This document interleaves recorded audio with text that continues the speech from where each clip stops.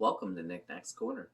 Today, I'm going to talk to you about Grady Hendrix's My Best Friend's Exorcism. This book was very interesting and not a horror book at all.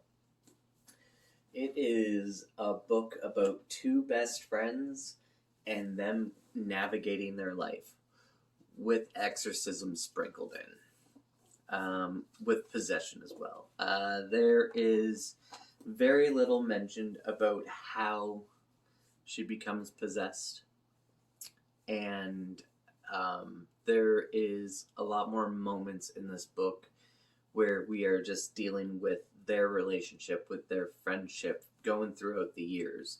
We start off getting to know them when they're very young, as they move into teenage years, and later on we get to learn a whole lot more about the rest of their lives as well. My favorite part about this book was definitely the exorcism. I had so much fun with the way he pulled that off. There were a couple moments in this book that I was like, he's doing a fantastic job with the whole exorcist idea. I really loved the way Grady Hendrix writes. This book was very interesting in the way that he put forth his ideas.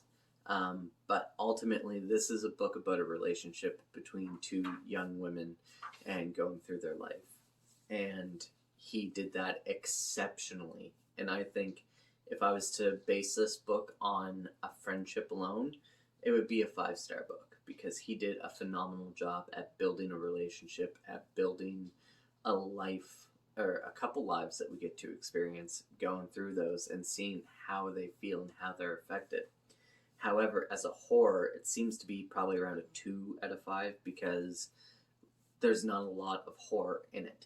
There are moments when her friend is going through the possession and the steps of possession and the things that are happening to her that aren't creepy or scary, but they are very mundane things that show that there's something clearly wrong with her.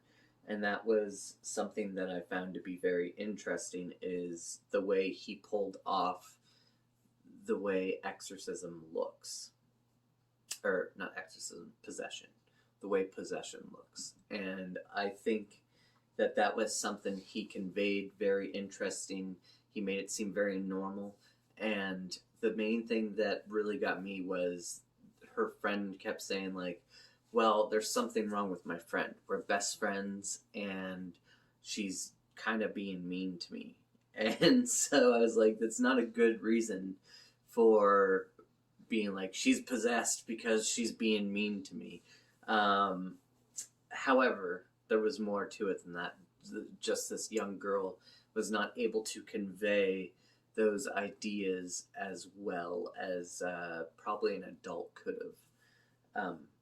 But once we got to the exorcism, I really loved what they did and where they went with that, because we got to see those, fake exorcists that hold the mega churches down in the States that are like done up in tents, and they like put their hand on their head and shake you violently and that sort of stuff. Well, that's the kind of exorcist that they hire for this, and that was an excellent choice, as opposed to going and getting some priest or exorcist from the Catholic Church.